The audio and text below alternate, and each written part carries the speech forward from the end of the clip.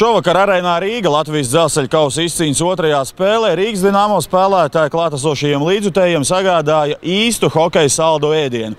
9 gūti vārti 60 minūtēs un ar rezultātu 6-3 bez variantiem tika apspēlēti divkārtējie Gagāriņa kausa ieguvēji Kazaņas Akbaras komanda. Uzreiz pēc spēles par šo spēli un rezultātu komentāru lūdzām sniegt pretinieku komandas aizsargam Iļjam Никулинам. После вчерашней победы над Локомотивом 4-2 сегодня такой, для вас неприятный результат. В чем причина? Действительно неприятный. В причинах, наверное, сейчас разберемся, но сложно сказать. Хотели и было желание. И, в общем-то, неплохое движение, были моменты, но, к сожалению, Динамо Рига сегодня играла здорово и реализовала свои моменты. В общем-то, красивые голы забили. Но они заслуженно сегодня победили. После 5-го гола голкипер Гарипов его поменяли. Его вина там была в несколько шайбок из 5? Я думаю, что нет. Так, как правило, меняет тактический ход тренера, ни больше, ни меньше. В течение игры, уже в конце, когда большой результат был, мы посмотрели, тренер Бельдинов еще улыбался. Как ты думаешь, он будет улыбаться в раздевалке? Сейчас узнаем. Думаю, что нет. И в конце, кто возьмет кубок железной дороги? Но мы не слагаем в себя желание выиграть, поэтому будем стараться. У нас есть возможность попасть в финал, поэтому всем спасибо. Pēc ilgāka pārtraukuma atkal Rīgas Dinamo rindās varēja manīt aizsargu ar 44. numuru Oskaru Cibuļski. Veiksmīgi atlabis pēc pagājušajā sezonā gūtās kājas savainojuma traumas. Oskars šodien laukumā bija neapturams un guva savas komandas otros vārtus. Pēc spēles arī lūdzām viņu nokomentēt gan vārtu guvumu, gan aizvadīto spēli un pašsajūtu atgriežoties Rīgas Dinamo sastāvā. Pirmkārtām apsveicu ar tiešām lielisku uzvaru. Labu hokeja vakaru sagādājāt mūsu līdzjutējiem. Kas tam bija par iemeslu? Grūti pateikt, varbūt tāpēc, ka es atnācu. Visi varbūt centās vairāk, es nezinu. Bet, jā, uzvara ir uzvara.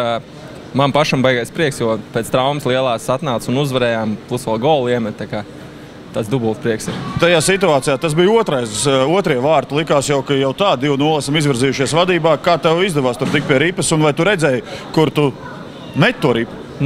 Principā tur bija tā, ka drūzmu vārtu priekšā bija izleci uz zilo līniju ripa. Es neko daudz nedomāju met pa vārtiem. Laikam vārtsargam bija piesakts un neredzēja metienu brīdi vai kā un ripa vārtos bija. Ir tā sajūtas uz ledus, kāds ir spēlētājiem, ka vienkārši vienā brīdī spēle sāk iet no rokas. Kurš ir tas lūzuma punkts?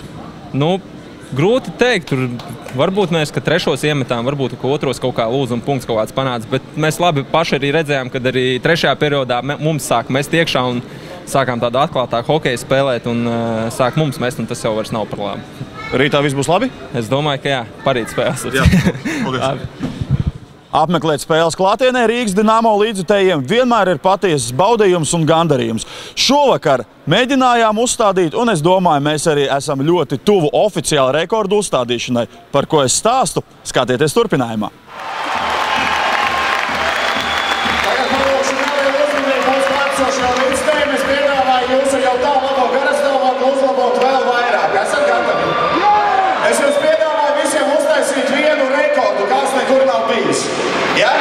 Tāpēc es aicinu atkal visi pieceļamies kājās.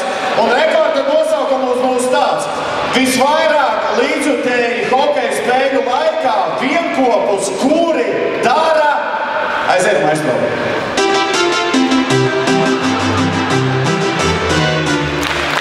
Ideāli, visi. Ceļamies kājās, rekorda mums veicīgi visi. Jūs vienkārši domājat, un mēs sūtīsim noteiktu.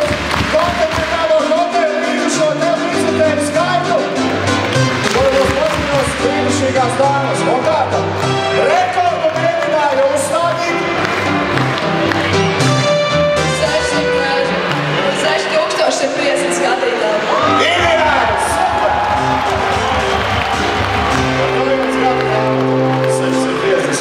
Super, ne? Malači! 28. augustā komandām Latvijas dzelzceļa kausa izcīņā no spēlēm ir brīvdiena, bet komandas turpinās trenēties un gatavoties jau nākamajām spēlēm. Mūsējie nākamo spēli aizvadīs 29. augustā 19:30 pret Jāņa Sprūkta pārstāvēto Jaroslavļas Lokomotīvu. Aicinām katru un ikvienu Rīgas Dinamo līdzjutēju būt kopā ar mums šeit Arēnā Rīga un, kas zina, varbūt mēģināsim uzstādīt kādu jaunu, interesantu rekordu.